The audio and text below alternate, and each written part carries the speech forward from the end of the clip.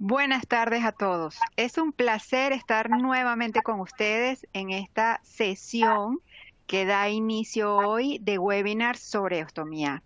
El día de hoy es muy importante porque tenemos un tema que muchas veces pasa por tener cierto tabú, que es el tema de la sexualidad. Un punto importante que es parte de la vida de todas las personas y más aún si están ostomizadas.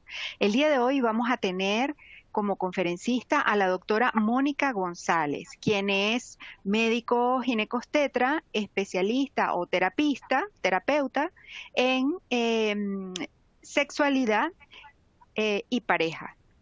Vamos a aprender dónde está realmente la sexualidad, si es física, si es mental o si es biopsicosocial, por ejemplo, y cómo básicamente vamos a tener herramientas claves para mejorar la situación que se presenta, sobre todo cuando está presente en la pareja una ostomía. Sin más demora, vamos a dar paso a la doctora Mónica González. Antes de darle el paso, quiero señalar que ustedes en la parte inferior de su pantalla tienen un chat donde pueden ir realizando todas sus preguntas y al final de su ponencia vamos a ir contestando una a una.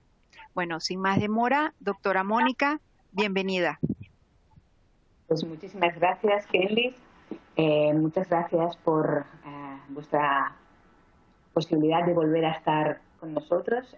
Os agradecemos a Combatec que volváis a confiar en OWINS para tratar otra vez este tema, el tema de la sexualidad en pacientes osteomizados. Como tú decías bien, la sexualidad forma una parte muy importante de nuestra vida y a pesar de llevar una ostomía, la sexualidad no deja de formar parte de nuestra vida. Con lo cual es importante abordar este tema que a veces es dificultoso. Es difícil cuando las cosas van bien, cuando las cosas van mal, pues a veces todavía lo es más. Pero antes de ver cómo una ostomía puede dificultar la sexualidad de una de nuestros pacientes, vamos a hablar un poquito de otras cosas. Vamos a centrar la charla en estos 4 bloques. Vamos a hablar un poco de qué sabemos sobre la sexualidad femenina, que por desgracia sigue siendo una gran desconocida, sigue yendo bastante a remolque de los estudios de sexualidad masculina y vamos a ver cómo en los últimos 20 años esto ha ido avanzando, ha ido dándole la vuelta un poco, la ciencia se ha interesado en la sexualidad de las mujeres. Vamos a ver cómo el hecho de ser portadora de una ostomía puede alterar nuestra esfera sexual. Vamos a ver también, vamos a hablar un poquito sobre cuáles son las disfunciones más frecuentes en pacientes ostomizadas, cómo podemos abordar esta problemática sexual.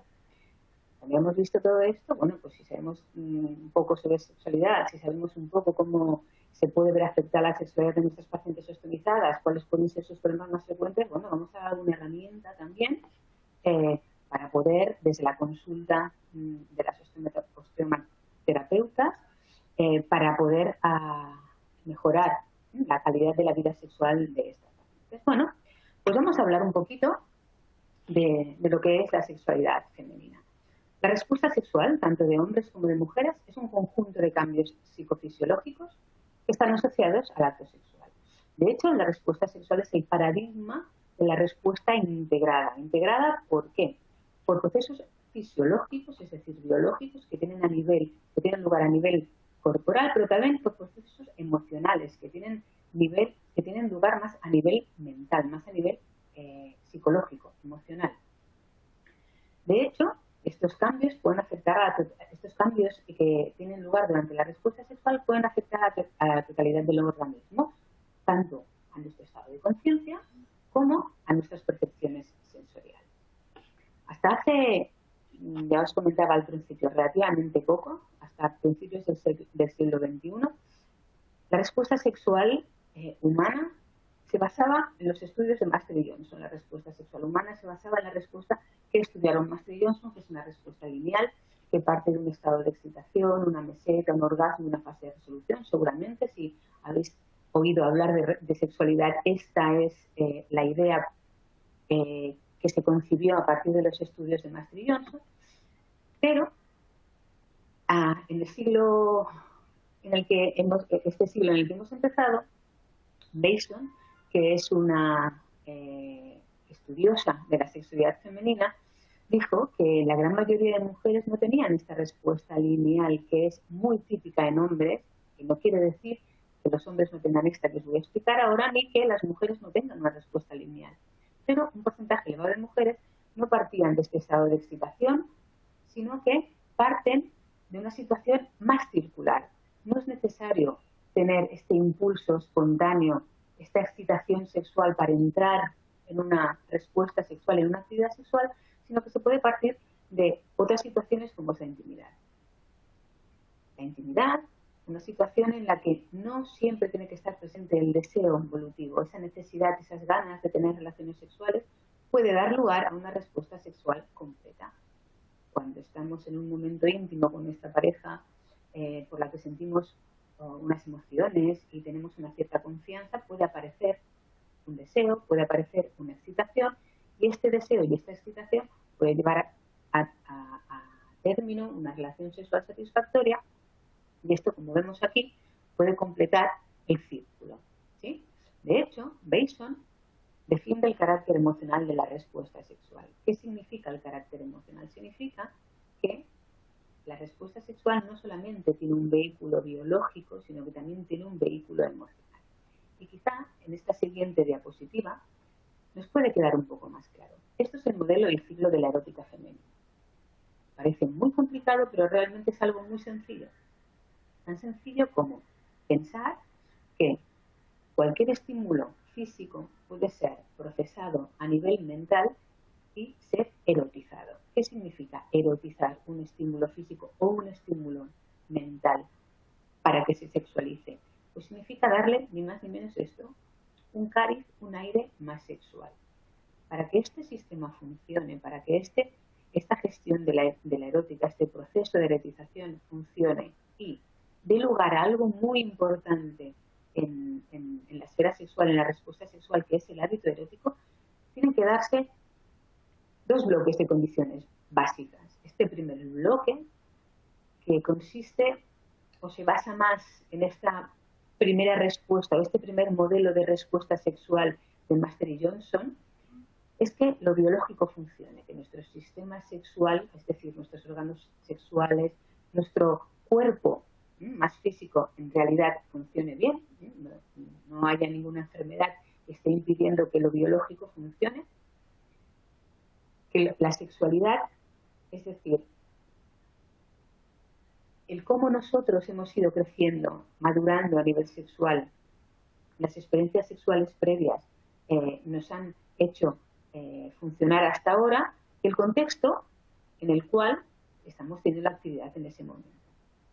Además de este bloque que va a provocar esta respuesta sexual más físico-biológica, también es necesario que se den otra serie de factores. Otro bloque en el que intervienen factores no tan físicos, no tan biológicos, pero que sí que son importantes, sobre todo para crear este hábito que, como veremos luego, nos va a ayudar para ofrecer herramientas a nuestros pacientes que tienen algún tipo de problemática sexual. En estos factores intervienen sobre todo en la relación de pareja, la educación sexual que hemos recibido, la cultura o la religión en la que estamos viviendo, en la que hemos crecido, en la que hemos sido educados, y el estilo de vida que llevamos. No es lo mismo estar soltera y tener 25 años que estar casada, tener 3 hijos y tener 55. Esto es muy importante porque en este modelo, además de integrar los dominios clásicos, lineales y las aportaciones de Bason, como os decía, le dan mucha importancia al hábito en la vida sexual. Y esto es importante porque se relaciona con el circuito del placer, ¿sí? Cuando creamos un hábito positivo, placentero, es mucho más fácil continuarlo que si este hábito, en vez de ser placentero, es angustioso. Por eso es importante una buena base en este tipo de formación. Como decía antes Kelly en la presentación, vamos a aprender algo muy importante. Para mí esto es primordial. La sexualidad es un constructo, es un concepto biopsicosocial. ¿Sí? Es importante que la biología funcione. Es necesario que el conductor biológico esté íntegro y sea sano, es necesario tener un contexto psicoemocional satisfactorio, ¿eh? Y además es también muy importante el contexto social, la situación sociofamiliar. Como veíamos también en el modelo anterior, el ciclo de la erótica, hay tres grandes bloques que van a ayudar a construir nuestra sexualidad. No hay una única sexualidad, hay tantas sexualidades como personas, como seres humanos que existen en el mundo. Estas sexualidades van a depender de las herramientas que vamos a utilizar para construirlos, de los ladrillos. De hecho, es una construcción, es algo vivo, que va cambiando a lo largo de nuestra vida, a lo largo de nuestro ciclo vital. No es algo que se estaciona, sino que es algo que evoluciona con nosotros. ¿Sí? Bueno, pues ya que hemos centrado un poco nuestra idea de sexualidad, la importancia, los factores importantes de la respuesta sexual, diferenciarlos un poco de los masculinos.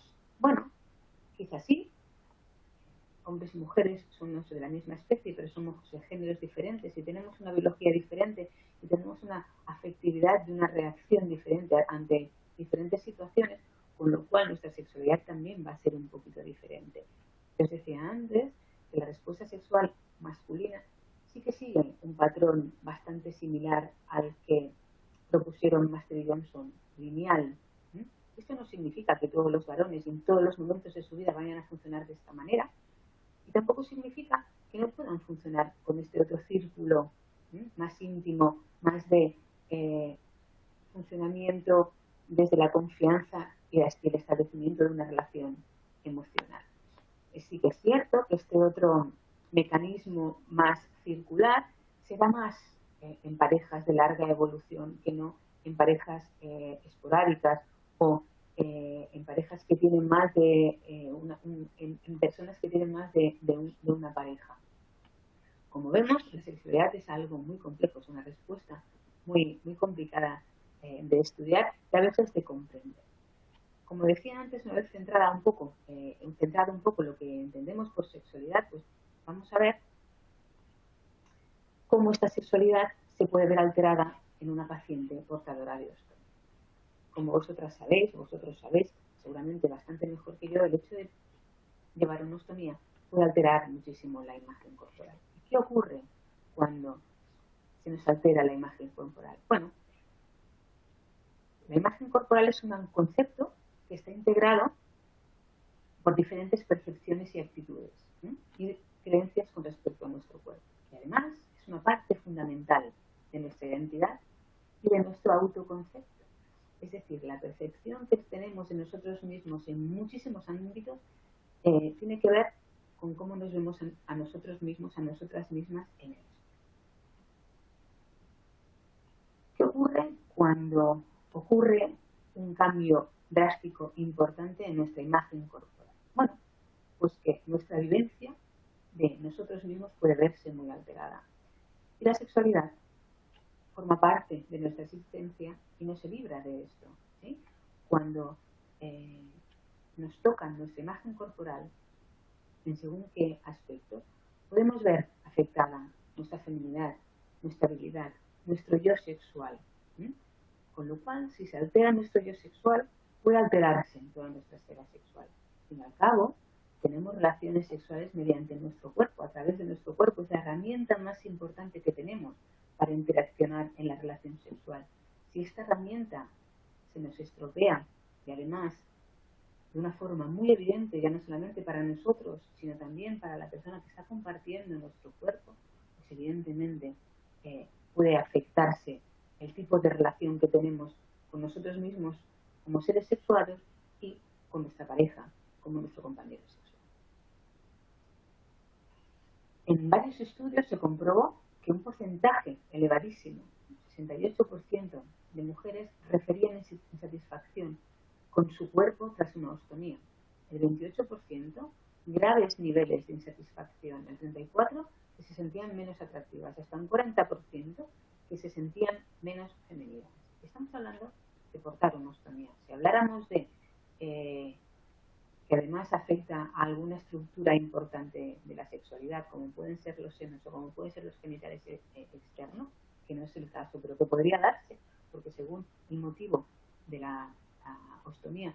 Podría haber aquí también alguna otra patología que interfiriera en estas partes corporales, aumentaría todavía más el grado de insatisfacción y el grado de incomodidad con la imagen corporal. Los problemas con el atractivo de la feminidad fueron calificados como muy graves hasta en el 20% de las mujeres. Es decir, 1 de cada 3, cada 4 pacientes se sentían menos femeninas y menos atractivas tras la ostomía.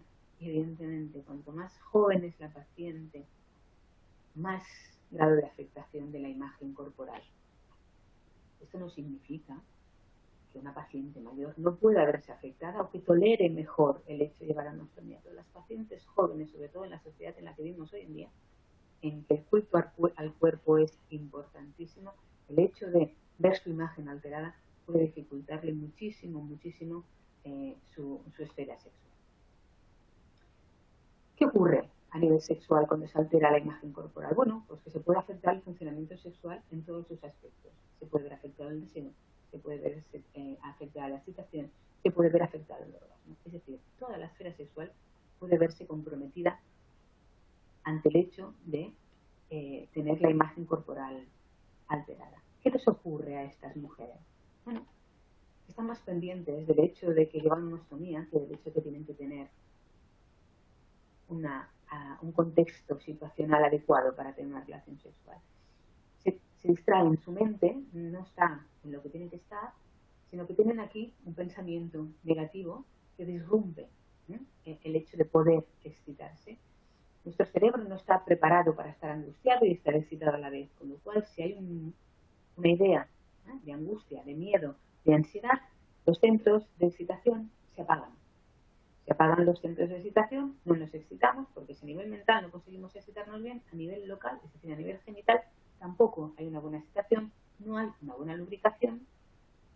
Si no nos excitamos, el deseo desaparece. Al estar ansiosas, al estar angustiadas, aumentamos la tensión muscular. Si aumentamos la tensión muscular, a nivel vaginal, provocamos una contracción inadecuada que provoca dolor durante la penetración. Y además, como no nos estamos excitando bien, como nuestro deseo ha disminuido, no hay buena lubricación, hay un doble motivo para que estas pacientes tengan dolor. ¿Sí? Si aparece dolor, ¿qué ocurre? Cuando el dolor entra por la puerta, el placer sale por la ventana. Es muy difícil tener dolor y tener placer. En algunas ocasiones es posible, pero cuando hay dolor, los umbrales del placer aumentan mucho. Es decir, es muy difícil conseguir el mismo grado de placer cuando hay dolor acompañando este placer. Con lo cual, si tenemos una experiencia negativa a nivel corporal, negativa en el sentido de que no conseguimos excitarnos, no conseguimos el placer que deberíamos de estar consiguiendo en una actividad sexual, ¿qué ocurre? Que nuestra primera idea distractiva de distracción de mi imagen, mi cuerpo, no me está funcionando, lo tengo alterado, se va a confirmar. Si confirmamos esta idea de que nuestro cuerpo no es adecuado para una actividad sexual, nos baja la autoestima sexual, aumenta el miedo y aumenta la ansiedad. Si aumentamos el miedo y aumentamos la ansiedad, ¿qué hacemos? Evitamos las relaciones sexuales. Cuanto menos actividad sexual tenemos, más se agrava el problema. Que cada vez que se intenta iniciar una actividad sexual, aparece otra vez la idea de mi cuerpo no sirve para esto porque llevo una ostomía. Se distraen, no se concentran en las caricias, en la excitación y volvemos al círculo que veíamos en la diapositiva anterior. ¿A qué nos lleva esto? Bueno, a que si ocurre todo esto, la sexualidad acaba siendo un problema y aparecen las disfunciones sexuales. ¿Sí? Cuando la sexualidad, en vez de ser gratificante, en vez de ser satisfactoria, nos genera ansiedad, evitamos tener relaciones sexuales, empezamos a tener un problema, una disfunción sexual.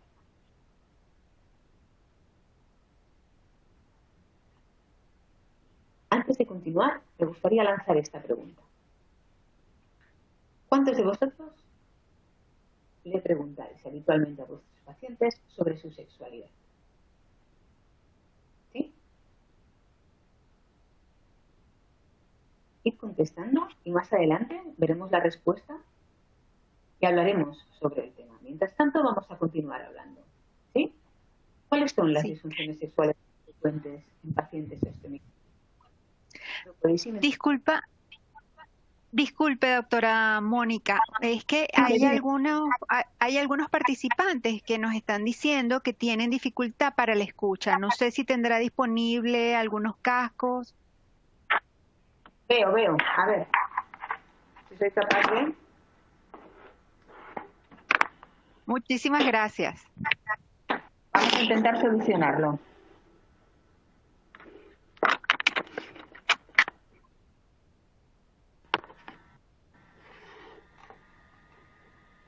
A ver. ¿Mejor ahora?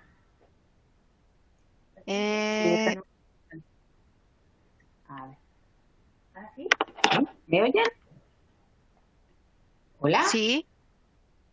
¿Me oyen ahora? Pero sí, yo le escucho mejor. De todos, ahora sí. Sí, ya nos están contestando que sí, que se escucha mejor. Ahora sí. Perfecto. Pues venga, ¿no? Vale. Vale, perfecto. Pues continuemos. Continuamos con la pregunta. La pueden ir respondiendo tranquilamente. Mientras tanto, como les decía, pues bueno, si decimos que aparece contracción muscular, que aparece dolor, que desaparece el deseo, bueno, pues las dos disfunciones sexuales más frecuentes en pacientes osteomizadas son la dispareunia o el dolor coital. A veces no solo coital, a veces incluso en relaciones sexuales sin penetración puede haber dolor, por la tensión, por el nerviosismo, por la contractura, que puede afectar también a la vulva. Y la alteración del deseo sexual es una de las consultas más frecuentes también en estas pacientes. Hasta el 77% de pacientes osteomizadas pueden presentar relaciones dolorosas. Es un porcentaje muy elevado, ¿sí? Muy elevado. Evidentemente, esto va a depender de varias cosas, tanto de factores biológicos como pueden ser el tipo de cirugía por la que la paciente lleva la ostomía, al igual que los tratamientos coadyuvantes a los que haya sido sometida. Y de hecho, cualquier alteración de la irrigación, de la vascularización de la zona pélvica puede provocar disminución de la lubricación y también contractura del suelo pélvico y provocar dolor. Además, hay los factores emocionales que hemos comentado antes de el hecho de la alteración de la imagen corporal y de la baja autoestima que puede conllevar el hecho de repente tener que llevar una ostomía. Volvemos a la circularidad. ¿Qué les ocurre a estas pacientes? ¿Por qué presentan este dolor? Bueno, porque si ya han tenido dolor con las relaciones sexuales previas, anticipan el dolor, tienen miedo, se disminuye la excitación. Es un poco más de lo mismo. La sexualidad es muy circular.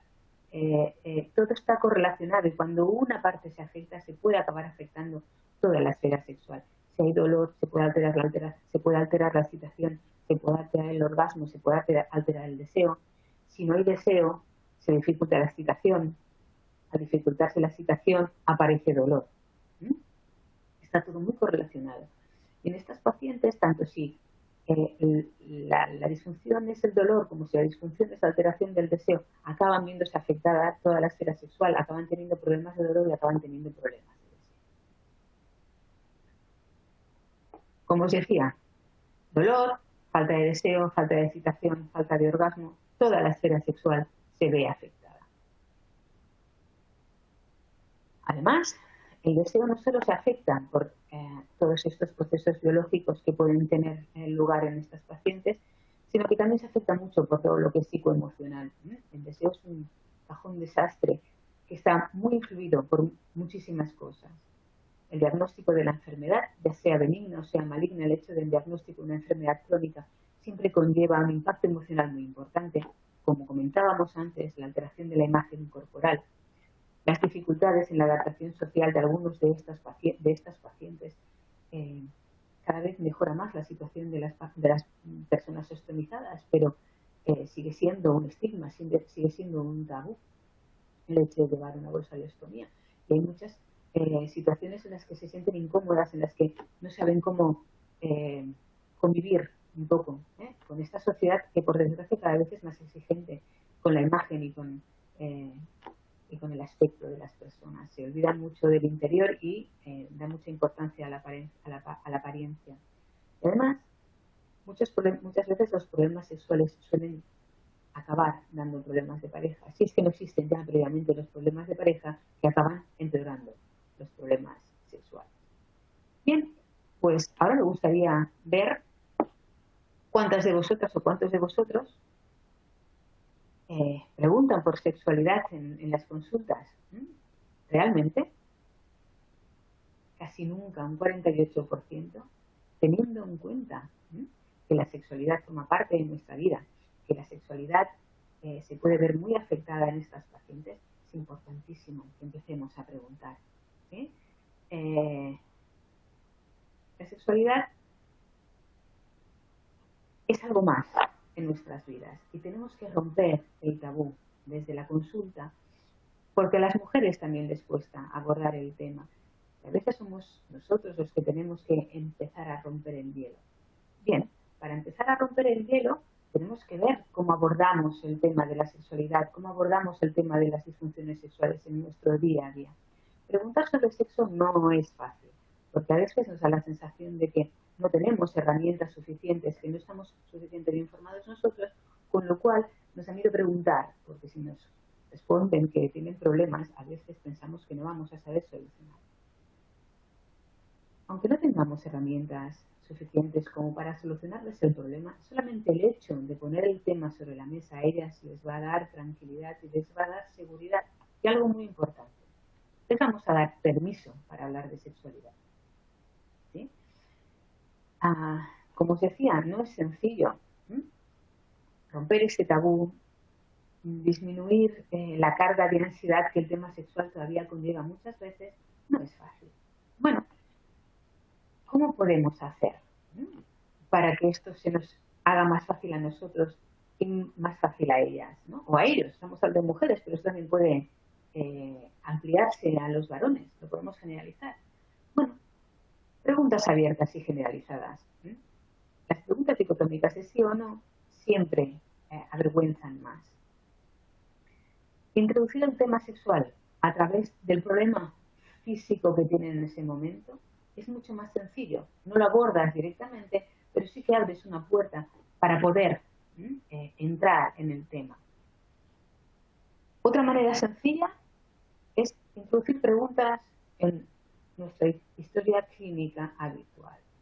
La herramienta más efectiva, básica para el diagnóstico de las disfunciones sexuales es preguntar, es la anamnesis, es la historia clínica.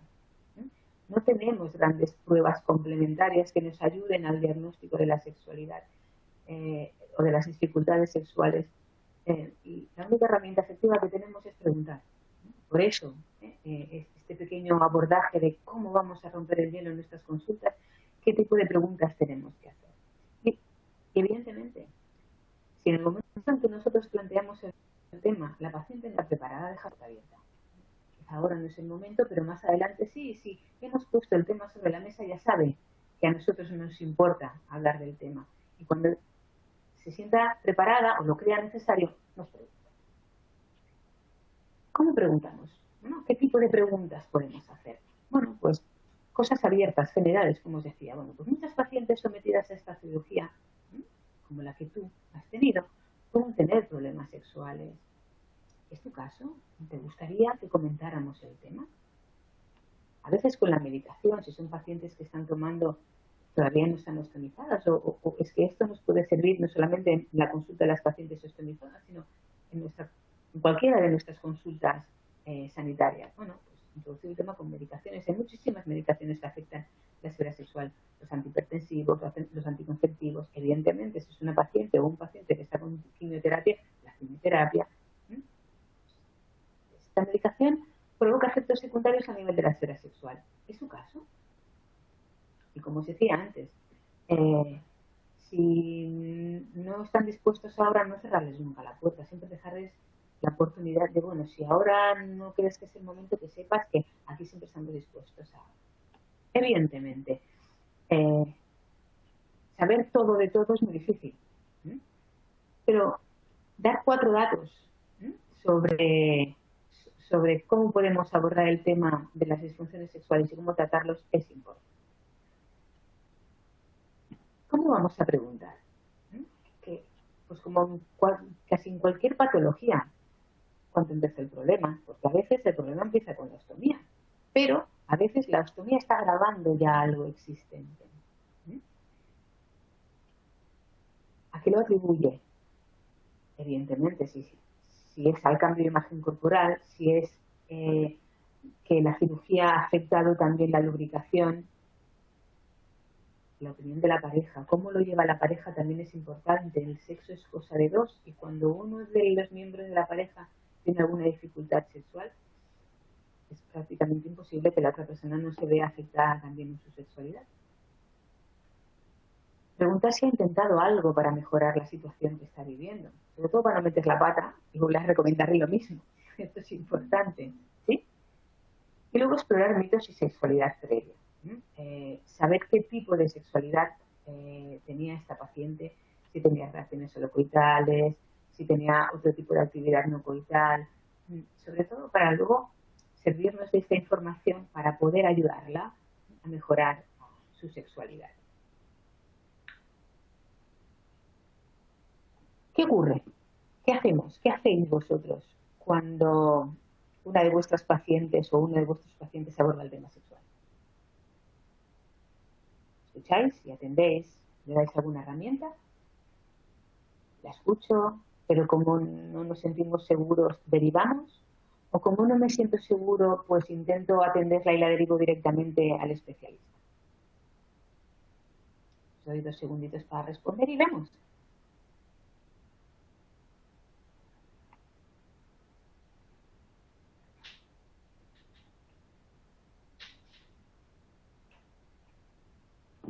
Caray, pues para no preguntar nunca sobre sexualidad, cuando preguntáis lo hacéis muy bien.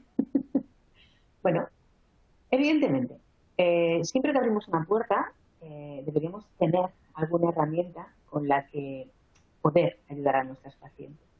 Para ampliar vuestro abanico de posibilidades de cómo ayudar a nuestros pacientes a mejorar su vida sexual, bueno, pues vamos a ver un poquito más profundamente de qué tratamientos disponemos para mejorar las disfunciones sexuales. En primer lugar, recordar que el tratamiento, la terapia sexual, siempre tiene un abordaje multidisciplinar. Si la sexualidad es un constructo biopsicosocial, el tratamiento también tiene que ser multidisciplinar. No solo nos podemos centrar en el tratamiento corporal, sino que también tenemos que darle a esta paciente otro tipo de herramientas que mejoren su situación emocional si es que está afectada y, sobre todo, averiguar qué situación social tiene. Evidentemente, a veces esto no está en nuestras manos, mejorarlo, pero bueno, algún consejo o alguna sugerencia siempre se les puede dar. El objetivo básico de la terapia sexual es mejorar la satisfacción sexual de ambos miembros de la pareja. ¿Qué significa esto? Bueno, que en muchas ocasiones no vamos a conseguir el objetivo de volver a estar exactamente igual que estábamos antes de la situación que hemos vivido.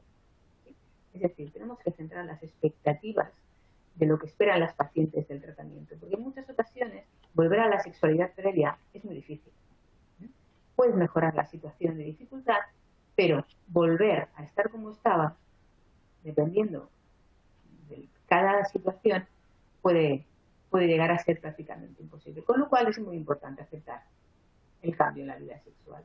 Hay ciertas patologías, hay ciertos procesos, hay ciertas situaciones vitales que nos cambian la sexualidad y esto hay que aceptar.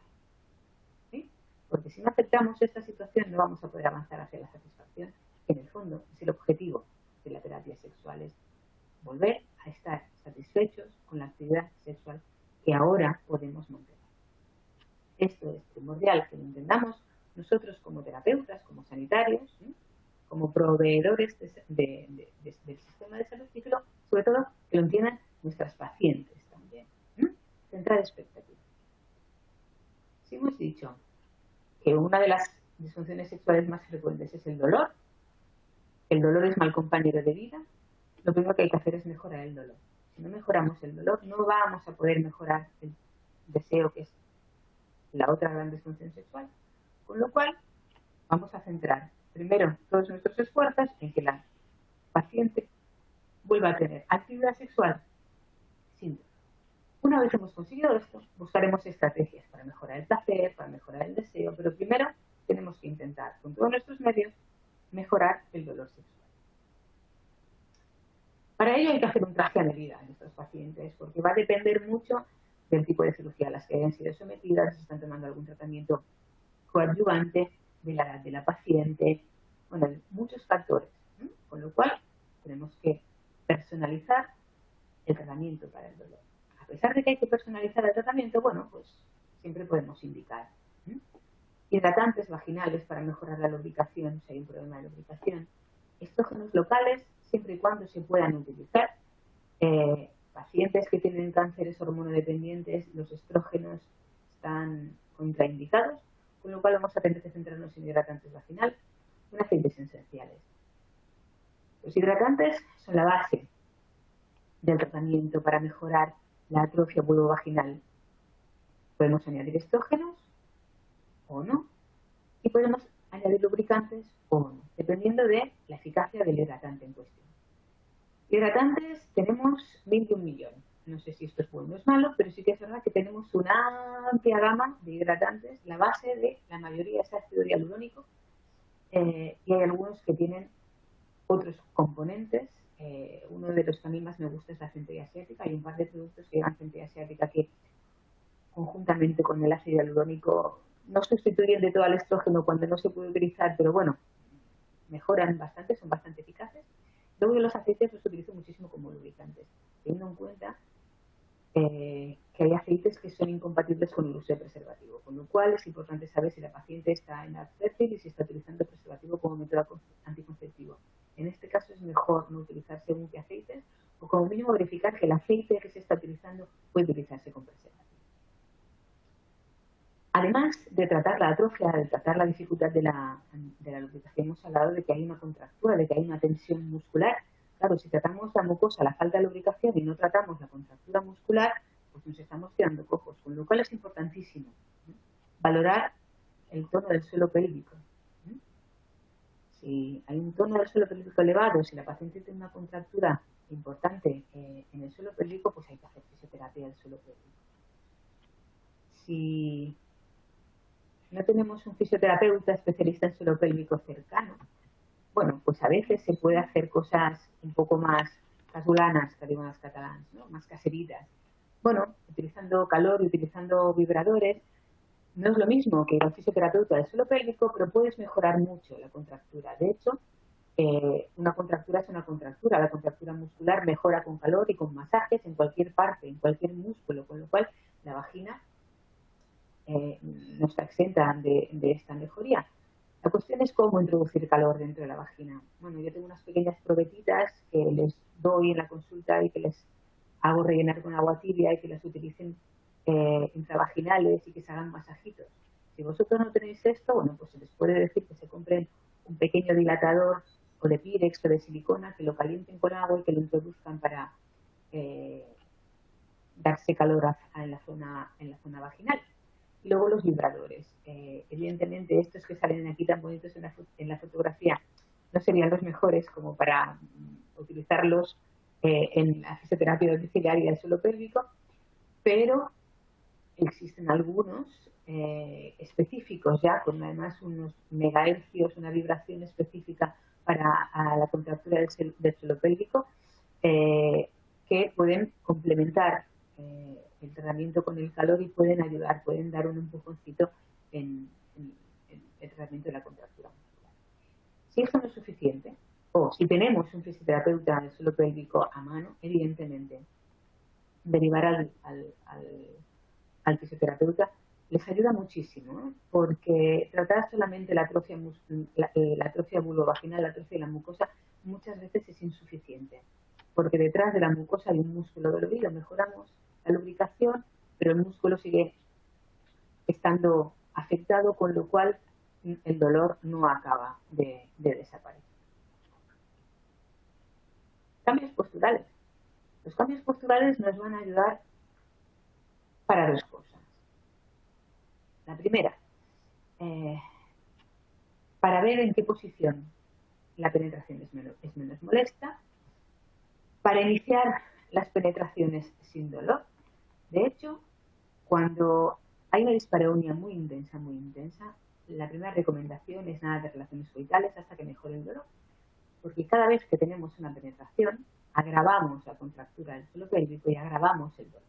Con lo cual, la primera premisa es dejar de tener penetraciones, tener otro tipo de actividad sexual no coital que sea satisfactoria.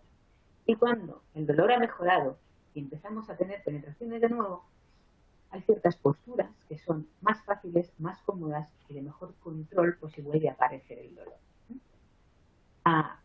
Evidentemente, la del misionero no es una de ellas. Las mejores posturas de control para el dolor son esta y esta, y a veces la de lado. ¿Sí? De todas formas, en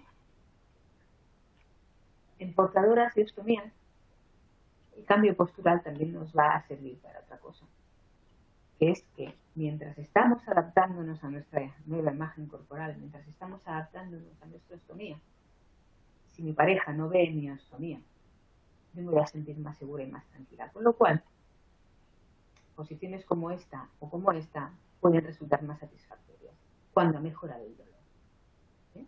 Los cambios posturales se utilizan para muchas cosas, incluso en pacientes que tienen prolapsos vaginales o tienen alguna pequeña tumoración, algún mioma que ha movilizado la matriz hacia delante o hacia atrás. El hecho de cambiar de postura facilita la penetración. Una vez que hemos conseguido mejorar el dolor, podemos tener relaciones sexuales sin dolor, bueno, pues vamos a mejorar el deseo y vamos a mejorar el placer, porque si ya no tenemos dolor, pero no tenemos deseo y no tenemos placer, tampoco vamos a querer tener relaciones sexuales. ¿Qué estrategias, qué herramientas vamos a darles a nuestras pacientes? Bueno, ¿recordáis que al inicio de la charla me hacía un poco pesada con el hábito erótico y el hábito sexual? Pues ahora vais a entender por qué. El sexo es un hábito más en nuestras vidas que, si lo perdemos por el motivo que sea, a veces volver a recuperarlo nos cuesta mucho. Porque además hemos creado un pensamiento negativo alrededor de esta actividad. Cuando tenemos pensamientos negativos con respecto a una conducta, lo que hacemos es evitarla. Con lo cual, lo primero que tenemos que hacer para volver a tener ganas de tener relaciones sexuales, de volver a querer hacer algo, es tener un pensamiento positivo con respecto a esta conducta. Tenemos que tener un cambio de actitud hacia el sexo. Tenemos que explicarle a nuestras pacientes que tienen que volver a ver el sexo como algo satisfactorio. ¿Sí? A veces para esto va muy bien hacer una listita de beneficios de la actividad sexual, tanto beneficios físicos como beneficios emocionales, porque el sexo no solo nos da placer. Si tenemos una pareja estable, el sexo nos va a acercar a nuestra pareja y vamos a tener una relación diferente con nuestra pareja cuando tenemos actividad sexual satisfactoria que cuando no. Y esto es algo que de forma inconsciente todos y todas sabemos, pero cuando lo hacemos consciente nos ayuda a volver a retomar este hábito. También podemos utilizar herramientas como la literatura erótica y la filmografía. ¿Ves que pongo filmografía, que no pongo pornografía? Por la sencilla razón de que la pornografía explícita a las mujeres no siempre les resulta satisfactoria. Pero no es necesario ver porno para provocar una excitación a nivel sexual. Películas eróticas pueden ayudarnos también a excitarnos. Tanto con la literatura como con la filmografía tenemos que ser cuidadosos al recomendarlas. ¿Sí? Y tenemos que explicar muy bien para qué queremos que nuestras pacientes lean o vean ese tipo de películas. Simplemente explicarles que es para que tengan más pensamientos sexuales que les van a ayudar a tener más deseo. Si no pensamos nunca en sexo, si además de evitar nuestras relaciones sexuales no tenemos pensamientos sexuales y no tenemos ningún factor sexual que nos pinche un poco el deseo, no vamos a tener nunca ganas de tener relaciones sexuales. La otra manera, la otra herramienta que podemos utilizar para mejorar el hábito sexual es programar los encuentros sexuales. Lo que yo llamo contraer programar. Uno de los mitos sexuales más típicos y tópicos es: el sexo tiene que ser espontáneo. Tenemos que tener relaciones sexuales cuando nos apetezca. bueno, pero si las cosas no funcionan de todo bien y no nos apetece nunca por una serie de factores, tanto biológicos como sociales como emocionales, ¿qué hacemos? ¿Cerramos la paradeta? No. Como el sexo es un hábito, tenemos que volver a reprogramarlo. Y a veces, cuando creamos una cita y conseguimos una serie de ambientes favorables, pues cumplir esa cita va a ser mucho más sencillo que si dejamos al azar o la espontaneidad el tener un encuentro. Otra herramienta que yo utilizo mucho es esta, la focalización sensorial, que a pesar de llamarse focalización, lo que intentamos es desfocalizar, desfocalizar en los genitales. Todavía vivimos una sexualidad muy genitalizada, muy coitocrática, muy centrada en la penetración. Si el problema está en que tenemos dolor con las penetraciones, evidentemente aquí va a haber un descalabro monumental, porque no vamos a poder tener una actividad satisfactoria. Bueno, pues si el problema es la penetración, olvidémonos de las penetraciones y eroticemos nuestro cuerpo. ¿Os acordáis de que una parte importantísima de la respuesta sexual consiste en erotizar los estímulos tanto físicos como mentales? Bueno, pues esta es una oportunidad de, si esta gestión erótica no ha sido lo suficientemente buena a lo largo de la vida de nuestros pacientes, pues favorecérsela. ¿Sí? Explicarle que tienen que centrarse otra vez en sensibilizar su cuerpo, desde aquí hasta la punta de los pies, no solamente en los genitales. Es una forma de rebajar ansiedad, de encontrar oportunidades diferentes a la penetración, de excitarnos y de obtener placer de maneras diferentes a la penetración. Siento que aquí se ha descolocado el título.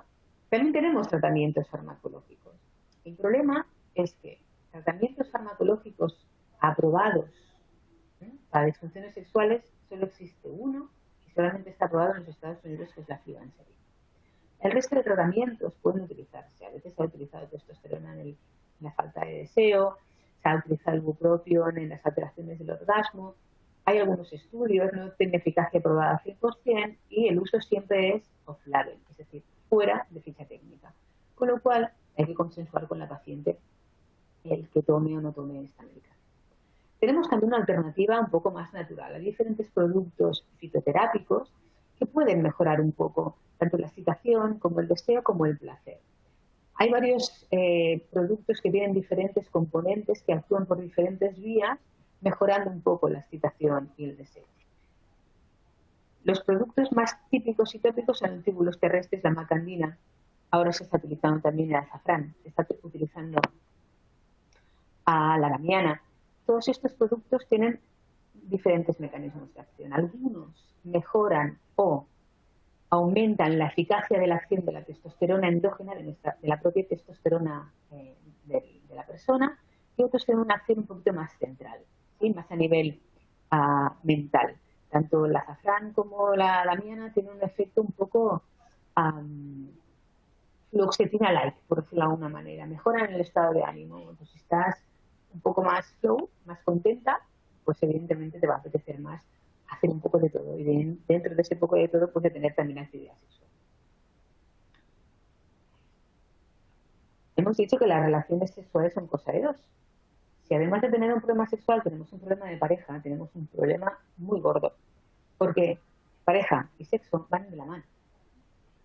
Si al abordar el tema sexual vemos que hay un trasfondo de una problemática de pareja, es importante abordarlo también, porque si no, no se va a mejorar nunca el problema sexual. Y también al contrario, si vemos que el tema sexual ha provocado un problema de pareja, también es necesario abordarlo. Trabajar comunicación es importantísimo, muchas maneras de trabajarlas. Vosotros que sois sanitarios sabéis mucho de comunicación, ¿no? Comunicación efectiva, comunicación afectiva. Trabajar la intimidad. Hemos visto que, sobre todo en mujeres, la respuesta sexual puede surgir a través de la intimidad. Con lo cual, si nuestro compañero de vida se ha convertido en un desconocido, pues muy probablemente tampoco tendremos una gran intimidad. Y ese deseo más secundario, más reactivo, que surge en la intimidad, tampoco va a aparecer. Si no tenemos deseo evolutivo, porque nuestro factor biológico se ha estropeado debido a la enfermedad, pues si no tenemos el reactivo, que es el emocional, porque no tenemos intimidad, porque nuestra relación de pareja no va bien, pues no va a haber deseo de ningún tipo. Y trabajar la frustración. ¿Sí? Cuando nuestras expectativas sexuales no se cumplen, las frustraciones son muy elevadas. Trabajar frustración no es fácil, ¿sí? Pero bueno,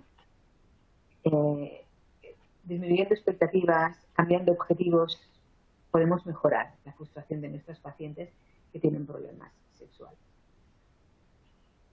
Si hemos dicho que un factor emocional importante es la alteración de la imagen corporal, tenemos que trabajar la imagen corporal, tenemos que trabajar la autoestima, tenemos que ayudar a nuestros pacientes a aceptar la nueva imagen. En eso seguro que vosotros estáis mucho más avezados que yo, pero recordarlo, recordar cómo el hecho de la alteración debido a la ostomía puede afectar la autoestima de nuestras pacientes a nivel sexual, no solamente a nivel social. Es importante. Potenciar zonas atractivas. El aumento de la autoestima sexual, aunque no tengamos una ostomía, se basa en esto, en mejorar nuestras zonas eróticas más atractivas. Si no nos gustan nuestras cejas, nos las depilamos. Si no nos gustan nuestras uñas, nos las maquillamos. Es decir, tenemos que recordarle a nuestros pacientes que siempre tienen atractivos físicos y que tienen que potenciarlos para, a contrapeso, hacer menos patentes pues aquellas cosas físicas que no nos agradan tanto, ya sea una ostomía o sean otras cosas. Y, evidentemente, vamos a decorar nuestra bolsa de ostomía para que sea más llevadero.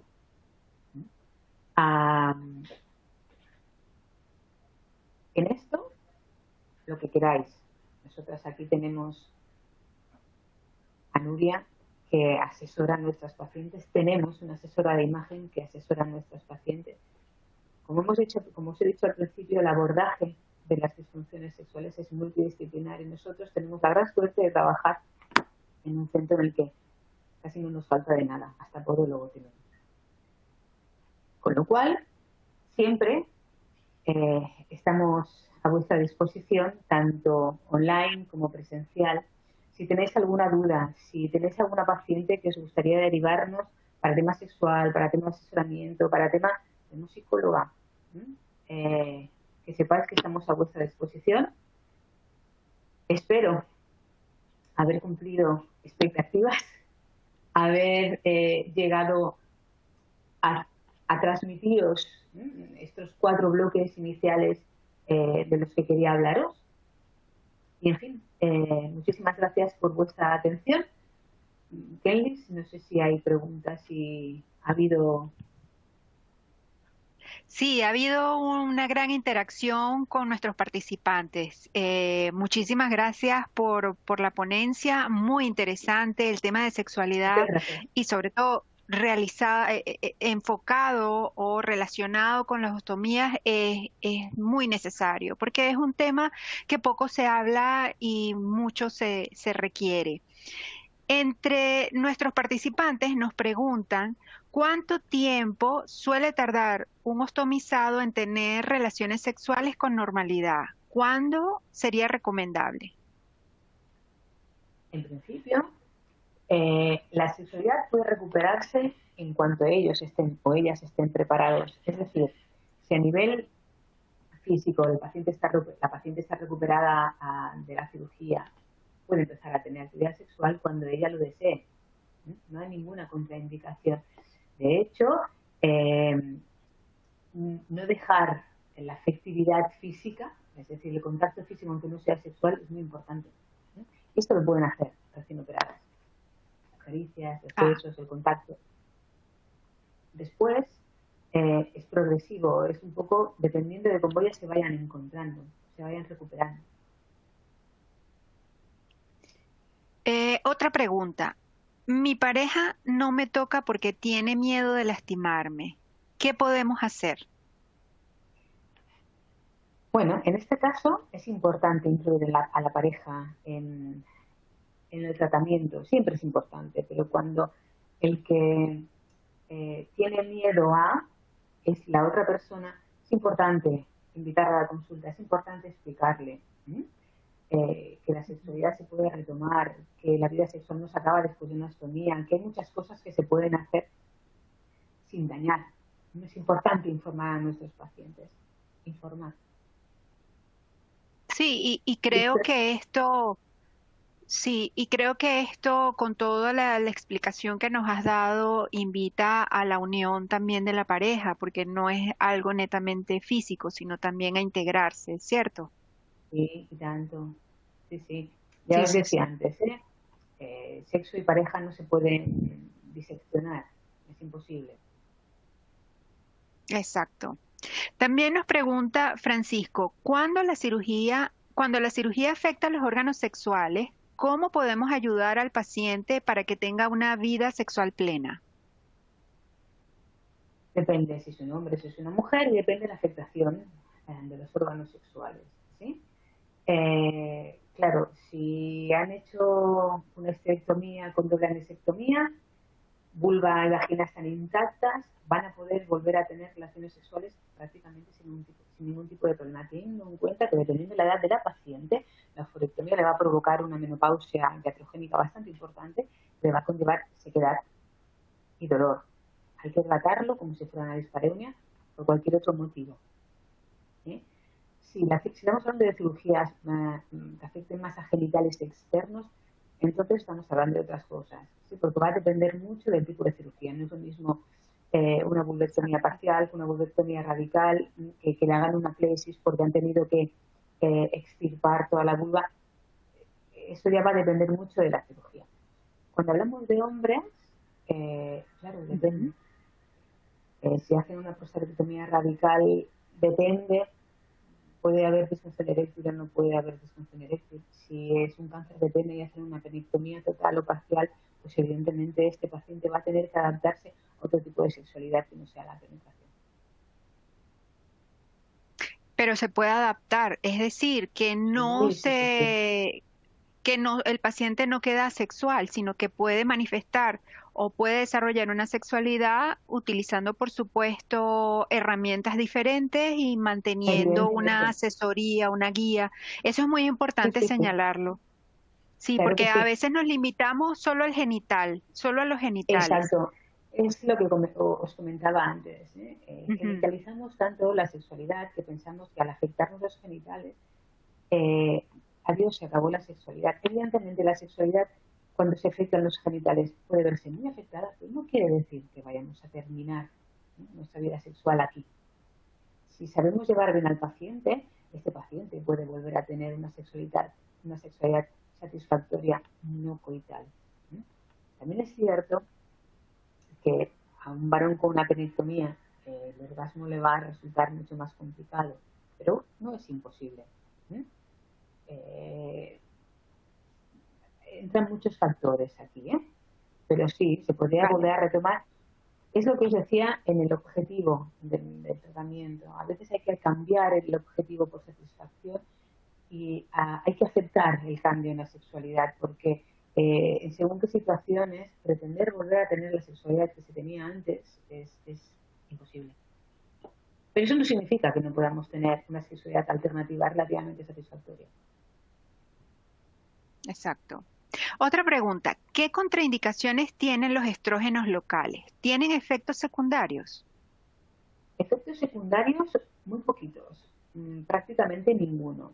Contraindicaciones, como os decía antes, todos los cánceres hormonodependientes, cáncer de útero, cáncer de mama, cualquier cáncer en el que estén implicadas hormonas, no podemos dar estrógenos, ni siquiera los locales, porque a los oncólogos no les gusta.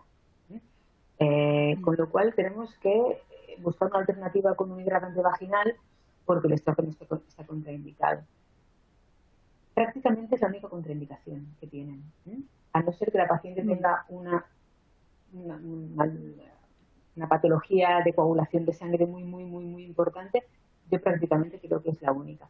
También es cierto que los estrógenos tienen muy mala fama y a veces los Ujú. pacientes no quieren utilizarlo por el hecho de que, bueno, ahí está hormonofobia, por decirlo de alguna manera. Bueno, realmente hoy en día hay alternativas hidratantes muy buenas. También es cierto que el estrógeno es va a ser más rápido, por decirlo de alguna manera. La efectividad se ve antes, el resultado se ve antes. Contraindicaciones estos y efectos secundarios, alguna paciente, a pesar de que tiene un paso mínimo sangre, puede tener sensación de más turgencia mamaria. Y algunas dicen, tengo la sensación de como si me volviera a venir la regla, de tener sensación de molestia hipogástrica. Yo en estos casos, porque además, debido también a esto, ¿no?, a la hormonofobia, retiro. Si aparece algún tipo de estos efectos, lo retiro y ya está. Pero es que las dosis que hay hoy en día, las cremas estrogénicas, son mínimas y con estrógenos muy naturales. Mm, exacto. O sea que igualmente la paciente puede probar el tratamiento y ver su evolución, por supuesto bajo Sí, supervisión médica. sí. Evidentemente, Sí. evidentemente. Marta nos pregunta, ¿cómo superar cómo superar el trauma de que tu pareja te vea ostomizada y tener relaciones sexuales satisfactorias? Ah, ¿cómo superar el trauma? Claro, esto es más Ujú, de estar tema, ostomizada. tema psicológico, ¿no?, de aceptación, Sí. ¿no?, que no es sexual. Pero sí que es cierto que el acompañamiento de estas pacientes es muy importante. Que vuelvan o intenten volver a realizar una vida normal en todos los ámbitos es muy importante. Y también es muy importante incluir a la pareja en todo el proceso. Todo el proceso Mm, significa antes de la cirugía, durante la cirugía y post cirugía, cuando ya están ostomizadas, porque es una manera de integrar la ostomía antes de que aparezca, y esto facilita la aceptación tanto de la paciente como de la pareja. Si excluimos y de repente le devolvemos a su pareja ostomizada a casa, el trauma va a ser mucho más importante, mucho más importante. claro, claro. Sí, aquí es un trabajo realmente de equipo, Sí, estomaterapeuta, terapeuta sexual y de pareja, y por supuesto la integración del ostomizado, ostomizada y su compañero. uh-huh. Exactamente. Aquí hay una pregunta y ya vamos a ir cerrando. Tenemos de verdad muchas inquietudes, pero en razón del tiempo. Aquí Yolanda nos dice, el problema no es preguntar, el problema es que cuando detectas y no sabes cómo solucionarlo, ¿cómo das Sí. respuesta? Muy Yo interesante. espero, yo espero que con la charla de hoy tengan alguna herramienta para darle respuestas a sus pacientes. Sí. ¿Eh? Porque la manera de poder darle respuesta es aprender nosotros sobre sexualidad y sobre disfunciones sexuales, ¿eh?, como sanitarios, para poder ofrecer estas respuestas. No hace falta ser un especialista, pero sí tener unas herramientas básicas para poder abordar el tema sin miedo. Si las herramientas básicas no nos llegan, bueno, pues para eso están los especialistas, ¿no? Mm. Derivamos. Pero por lo menos hemos puesto el tema encima de la mesa. Hemos normalizado la sexualidad dentro, ¿sí?, de la consulta de ostomía. Si tenemos tiempo, tenemos ganas, podemos formarnos más, como estáis haciendo ahora. Si no, eh, como mínimo, tener la información de qué hago con mis pacientes que tienen problemas sexuales. Yo les pregunto, si me contestan que sí que tienen un problema, les digo, mira, yo no puedo ayudarte mucho, pero te doy este contacto que te orientarán. De hecho, orientarla ya la estáis orientando vosotros si hacéis eso. De hecho, escuchar ya es tratar. Sí, efectivamente. Y cuando las cosas van más allá de nuestras capacidades, pues derivar Exacto. al especialista pertinente. Aquí hay una pregunta bien interesante. En una amputación abdominoperineal de una mujer, ¿qué posturas o consejos se le podrían recomendar cuando te dicen que tiene dolor? Una amputación abdominoperineal. Sí. Si todavía consigue tener penetración después de esto, Mm, claro, dependiendo de cómo haya quedado el introito y dependiendo de cómo haya quedado la longitud vaginal. Porque claro, esto es una amputación completa, no hay canal vaginal y esto es imposible. Hay que orientarla hacia actividades alternativas. Esto se ve explorando, con lo cual hay que explorar a la paciente y ver cómo está. Las posturas tienen que ser ensayándolas, es decir, tiene que ser la paciente la que busque, la que le molesta menos, porque tú puedes pensar, porque durante la penetración no solamente depende de la vagina, sino que también depende del pene. Hay penes que son curvos, hay penes que son más grandes, más pequeños, que al introducirlos se pueden desviar hacia un lado o hacia el otro. Claro, tú puedes más o menos imaginar que en esta situación puede ir bien esta postura, pero en el momento de la penetración no sea factible. Bueno, es ensayo-error. Sí, y tiene que ver, sí, y tiene que ver en parte esta siguiente pregunta que nos hace Daniel. ¿Puedo tener relaciones sin dañar la ostomía? Eso también es una especie de tabú que se tiene, que la ostomía se puede dañar. No. Si tenemos penetraciones vaginales en diferentes posturas, la ostomía no tiene por qué dañarse. Evidentemente, la ostomía no debe utilizarse jamás como un orificio para penetrar. Eso nunca. Importante aclaratoria. Nunca. Esto no es un orificio para penetrar. Esto es importantísimo que lo tengan en cuenta. Para todo lo demás, desde utilizar algún tipo de apósito y quitarnos la bolsa para estar más cómodos, hasta utilizar algún tipo de faja para mantener la posición y estar más cómodos, pasando por cambios posturales, evidentemente, la ostomía no tiene por qué dañarse, en absoluto. En absoluto. Eso sí, jamás utilizarla como orificio de penetración. Exacto, muy importante esa aclaratoria. Sandra, bueno, ahorita siguen lloviendo más preguntas, vamos a tomar que 3 minutos, 3 minutos para no Lo que tú sobrepasarnos. quieras, Kelly. Vale. Bueno, sí, nuestros participantes realmente están muy activos. Aquí nos pregunta Sandra, ¿podría indicarnos qué crema recomendar para el dolor? Si recomienda alguna crema para el dolor. Sí. Crema para el dolor, supongo que me está solicitando algún tipo de hidratante. Sí, también imagino eso. Estrógenos, esto mejor que lo indique un ginecólogo, pero hidratantes lo pueden indicar cualquier personal sanitario. Hidratantes a base de ácido hialurónico hay muchos. La Inara, el Sudán, toda la casa Isdin, toda la gama Isdin de Woman Isdin es a base de ácido hialurónico y tiene hidratante vaginal, hidratante vulvar y, como os decía antes, hay algunas casas comerciales que han añadido la centella asiática a sus productos, que a mí me parecen muy interesantes, y hay 3 productos que yo suelo utilizar bastante. 2 son geles hidratantes vaginales. Uno se llama Melagin, y el Melagin tiene línea de hidratante vaginal y vulvar. Y luego el Mubagin. El Mubagin hay que ponerle apellido centella asiática, porque hay Mubagin solo con ácido hialurónico y Mubagin con centella asiática.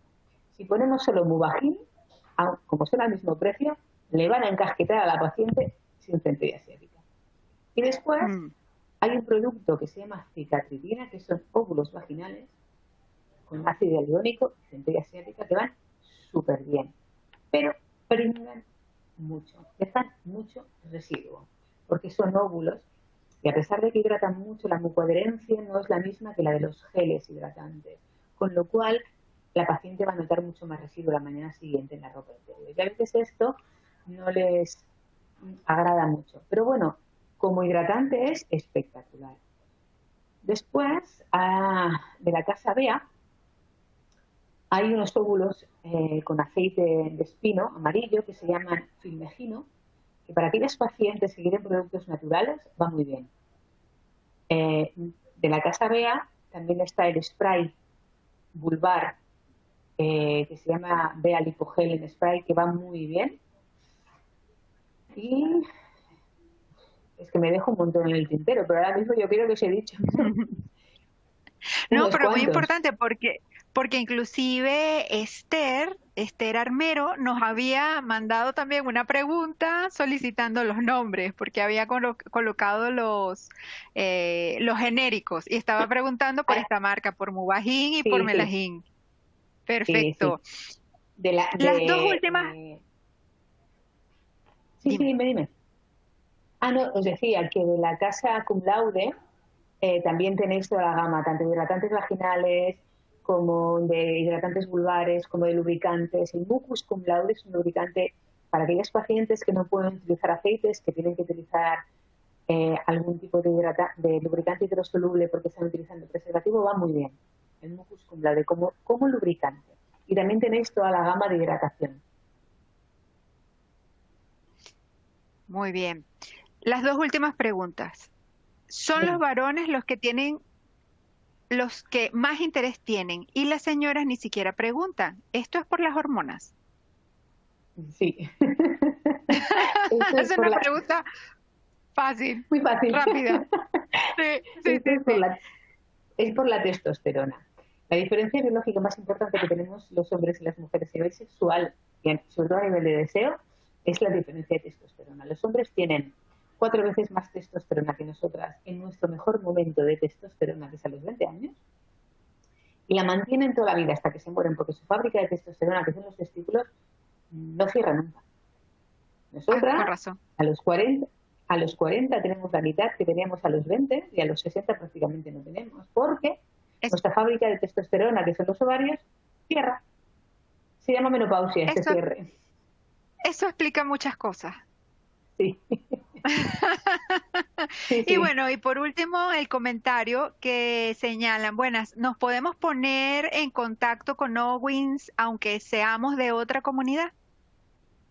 Sí, naturalmente. Perfectamente. Incluso tanto a nivel profesional como a nivel de enviarnos pacientes podemos hacer visitas online, ningún problema.